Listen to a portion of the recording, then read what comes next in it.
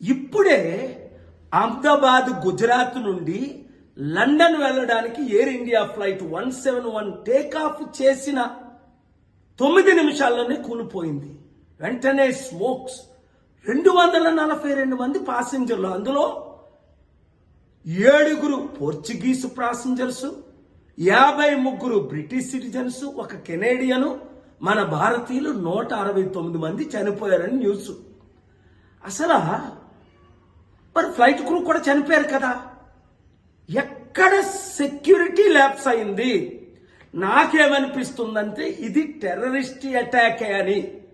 91 నుంచి నా సొంత ఫ్లైట్లు నాకున్నాయి, ప్రపంచం అంతా తిరిగాను, 40 సంవత్సరాలు అనుభవం ఉంది, ప్రపంచం తిరిగింది.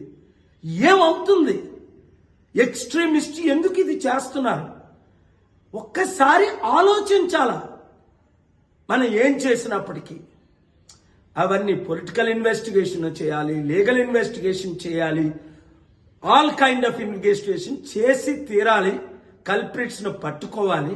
ఎందుకంటే 650 మీటర్లు అంటున్నారు. అంటే ఒకవేళ చెకింగ్ బ్యాగులు కాకుండా బ్యాగేజ్ ప్యాక్ చేసి పంపిస్తారే ముందే, చెక్డ్ బ్యాగేజెస్ అని, అందులో ఏమైనా బాంబులు పెట్టి 500-600 మీటర్లకు వెళ్ళగానే ఇక్కడ ఏమైనా రిమోట్ కంట్రోల్తో నొక్కారా? అదొక పాసిబిలిటీ. లేదా ప్యాసింజరే రిమోట్ కంట్రోల్ పెట్టుకొని లోపలికి ప్రయాణం చేశాడా?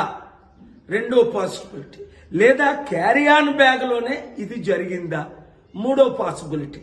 లేదా ఎయిర్ ఇండియా ఫ్లైట్లోనే మన మూవీలో చూసినట్టు ఏమైనా ఫిక్స్ చేశారా ముందే?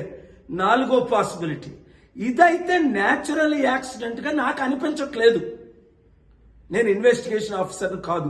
ఇన్వెస్టిగేట్ ప్రాపర్ గా చేసి న్యాయం చేయకపోతే మన ఎయిర్ ఇండియాయే కాదు, ఇండియన్ ఇమేజే ఇది గ్లోబల్ గా ఇంపాక్ట్ అవుతుంది గనక చాలా చెడ్డ పేరు వస్తుంది. మళ్ళా టూరిస్టులు మన దేశానికే రావడానికి వెనకంజ వేస్తారు, తద్వారా లక్షల కోట్లు దేశానికి లాస్.